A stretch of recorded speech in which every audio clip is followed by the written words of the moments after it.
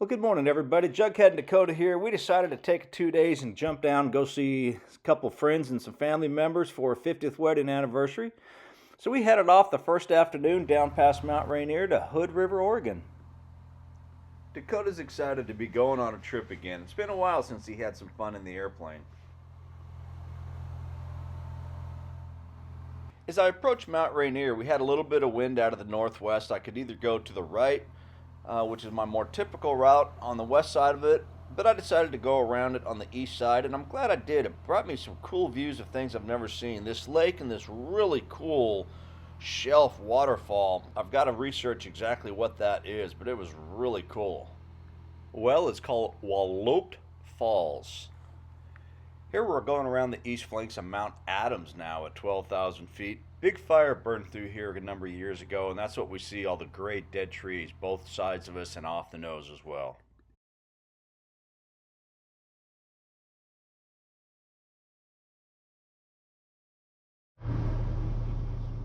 Well, the next morning, me and my buddy Trev got up early. We went out to Checker Flats out on the John Day River in Oregon. Really cool place I've always wanted to go to, and I haven't had the chance. So after about a 45-minute flight with some great dead reckoning, we came over the canyon, and there it was right below us. Already had 2 airplanes on it as well. The approach from the north that you see us flying here is wide open. You do a descending 180-degree turn in the canyon, come back in.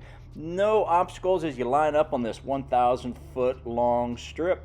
Not a lot of use to it, so the vegetation kind of hides where the actual landing area is, but if you're used to the backcountry, it's not a big deal. It's a nice strip.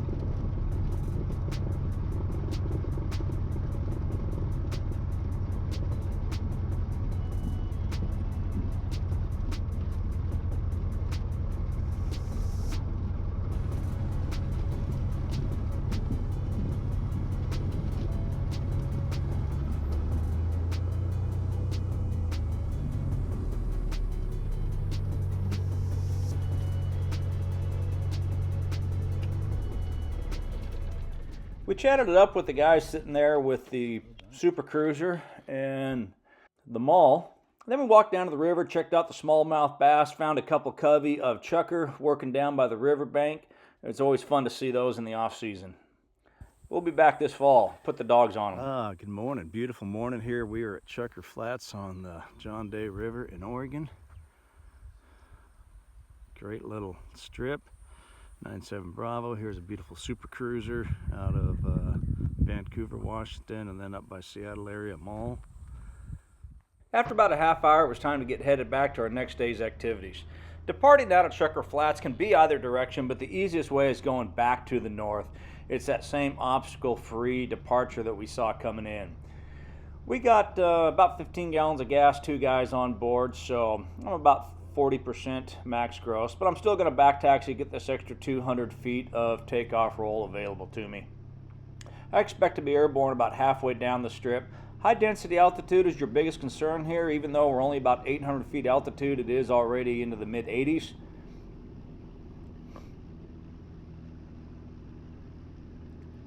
Airplane's about ready to fly here. I'll just keep it on the ground just a little bit longer to put some energy on it because there's lots of distance. There we are, we're airborne.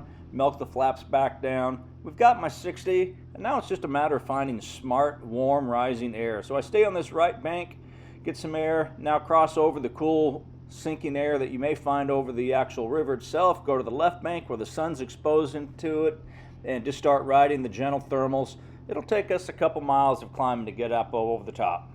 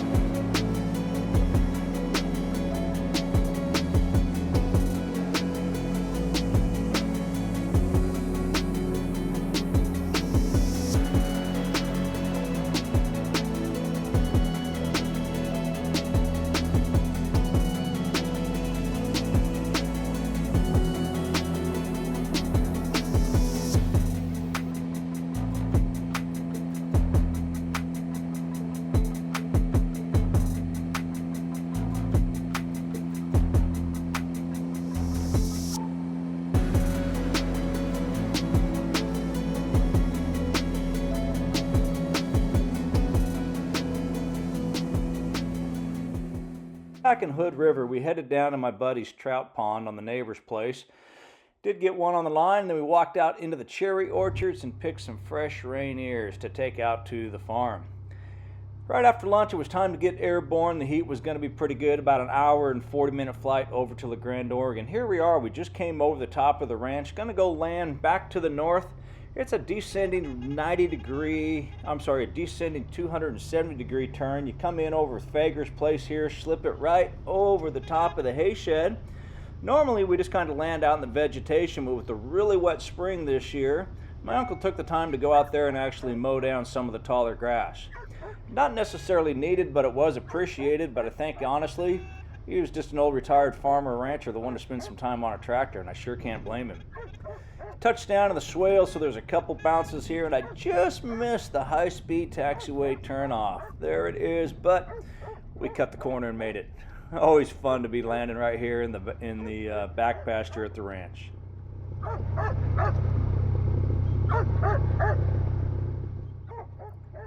And as you can tell, Dakota's excited to be here. Get outside, have some fun, and run, play in the creek.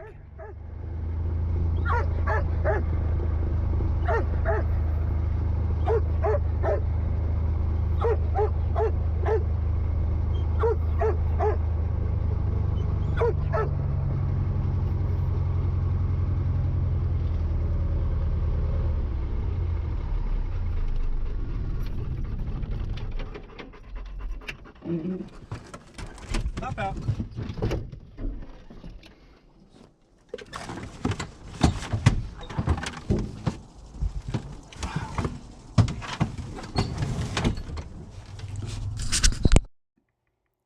Yes, I taxied it as far up into the shade under the tree as I safely could.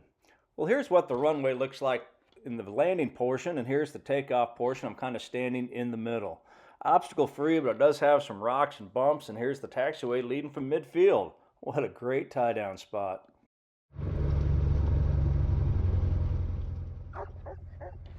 Well, we were awake early, and it was going to be a hot day, so by 6:10 I had 9-7 Bravo warming up the oil. Nice slow taxi out up to the south end of the field.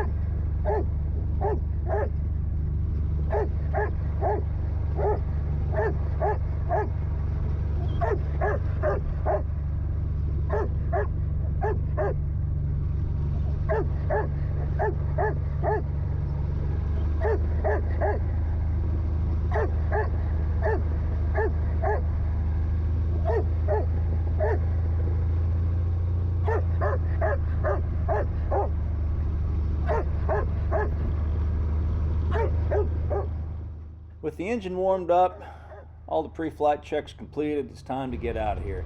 This is the same field my daughter took off out of on her first off-airport takeoff. About the time the airplane's ready to fly, we're going to go down through a couple swales. You just let it ride through the last one, which is the biggest one. When it comes up the other side, it's kind of like a little ski ramp, just puts you airborne. Then it's an hour-and-a-half flight up to Moses Lake, Washington to land on my brother's beautiful grass strip on the farm.